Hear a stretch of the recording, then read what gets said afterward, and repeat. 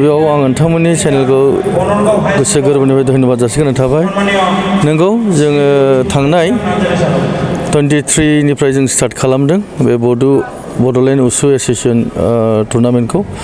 स' जों दिनै फैयै फैयै जोबथा जों दिनै 25 सानथाम हाबाफारियाव जों दिनै जोबथा महरै मोनफैबाय आरो जोबोद गोजोनैनो जोबोद बुंनो थाङोब्ला इसोरनाव जोङो बेखौ धन्यबाद जासिनांगोन इसोर आनान गसाइनाव। मानो होनोब्ला जों दि एथ' खस्थ'नि गेजेरजोंब्लाबो बा जे हक मोनसे हाबाफारि मावोब्ला जेब्लाबो खस्थ'आथ' मोनखायोखा।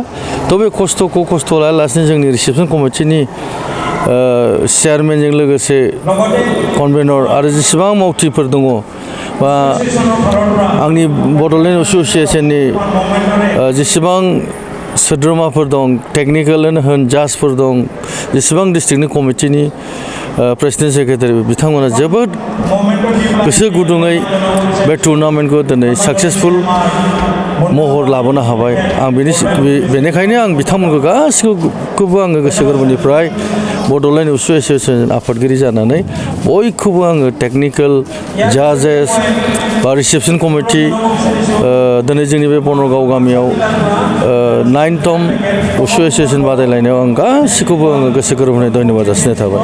जाय गेलेगिरिफोरा देरहासार जाबाय बिथांमोननो मा बिथांमोननो जों मोनसे ट्रफि होयो। चेम्पियनशिपनि ट्रफि दं, रानार्स आपनि ट्रफि दं। थ' जाय मेडेल ओमफ्राय गासिबनिबो देरहासार जानायफोरनो मेडेल जों होजोबदों। सिलभार, ब्रन्ज एन्ड गल्ड मोनथाम मेडेल जों फारियै होनाय जादों। उइथ सार्टिफिकेट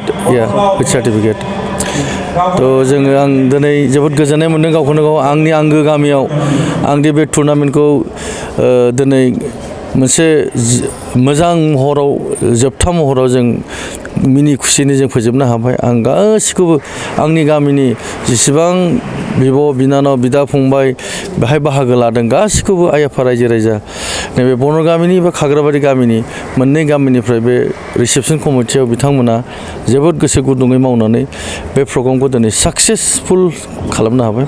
आं बिथांमोनखौबो गोसो गोरबोनिफ्राय गामिनि जानानै बे खाग्राबारि बनरगाव गामिनिखौ आं धन्यबाद जासियो।